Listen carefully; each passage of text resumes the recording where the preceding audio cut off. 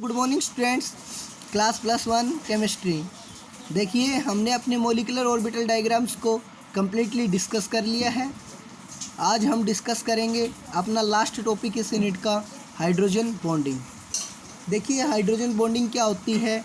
जब किसी मॉलिक्यूल के अंदर आपका हाइड्रोजन एटम किसी इलेक्ट्रोनेगेटिव एलिमेंट के साथ, मोस्ट इलेक्ट्रोनेगेटिव एलिमेंट के साथ, इलेक्ट्रोनेगेटिव नहीं, मोस्ट इलेक्ट्रोनेगेटिव एलिमेंट जैसे कि फ्लोरीन, ऑक्सीजन, नाइट्रोजन के साथ अटैच होता है, तो जब उस मॉलिक्यूल तो वो आपका जो हाइड्रोजन एटम है वो दूसरे मॉलिक्यूल्स के साथ, चाहे वो आपके सेम हो चाहे डिफरेंट हो, जिनके अंदर क्या प्रेजेंट है, मोस्ट इलेक्ट्रोनेगेटिव एलिमेंट प्रेजेंट है, उनके साथ क्या बना लेता है, एक वीक बॉन्ड बना लेता है, जिसे हम क्या बोलते हैं, हाइड्रोजन बॉन्डिंग बोलते हैं।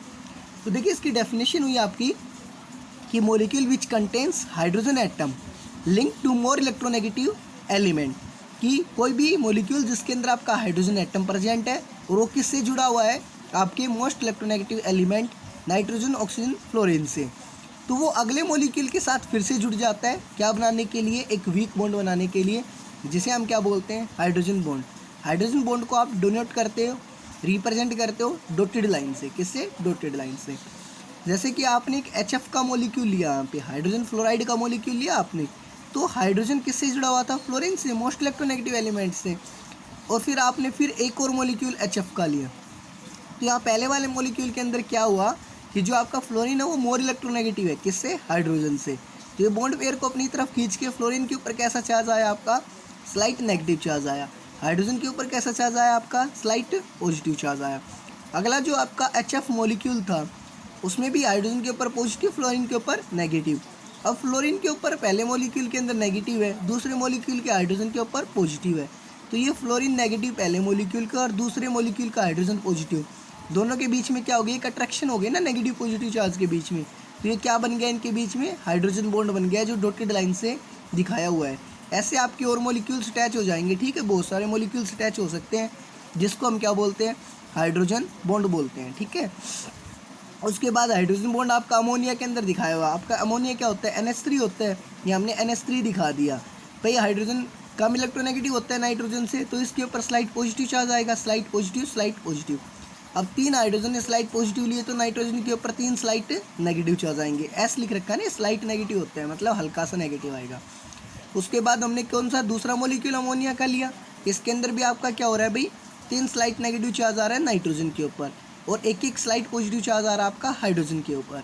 तो अब ये नाइट्रोजन वाला स्लाइट नेगेटिव चार्ज हाइड्रोजन वाले पॉजिटिव चार्ज को क्या करेगा, अट्रैक्ट करेगा अपनी तरफ।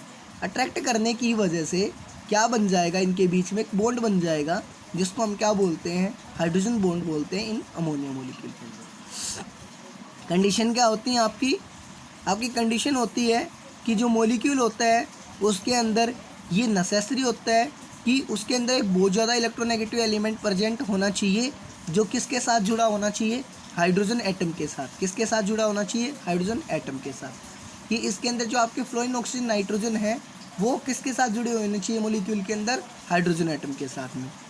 Size of the hydrogen linked atom should be small, और जो एटम हाइड्रोजन के साथ आपके इलेक्ट्रोनेगेटिव एलिमेंट्स अटैच हो रहे हैं ना हाइड्रोजन एटम के साथ, उनका साइज़ क्या होना चाहिए, छोटा होना चाहिए, स्मॉल होना चाहिए।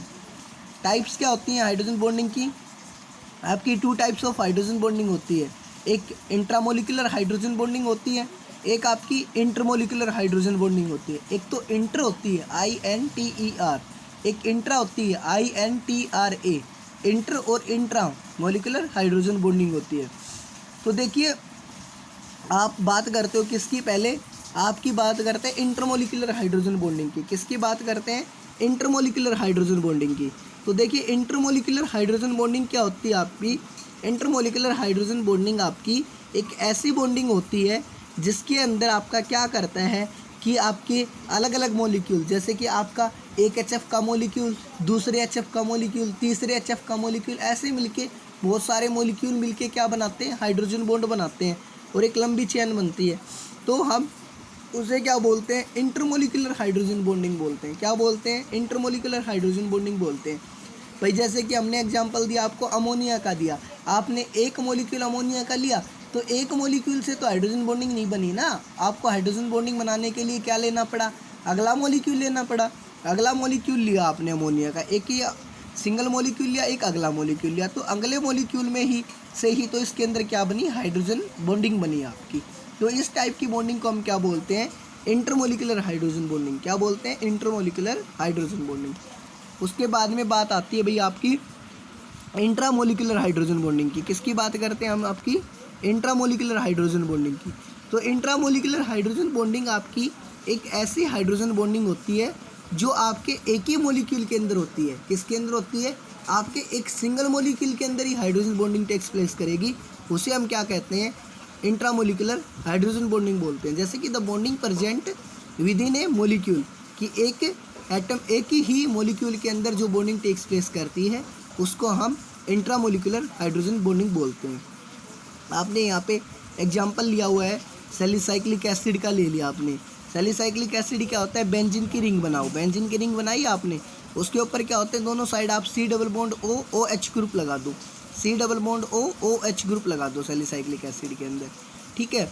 तो जो हाइड्रोजन पहले का होगा और दूसरे का ऑक्सीजन, दोनों क्या बना लेंगे आपस में, आपका एक हाइड्रोजन बॉन्ड बना लेंगे, जिसको हम क्या बोलते हैं, इंट्रामोलिकुलर हाइड्रोजन बॉन्डिंग।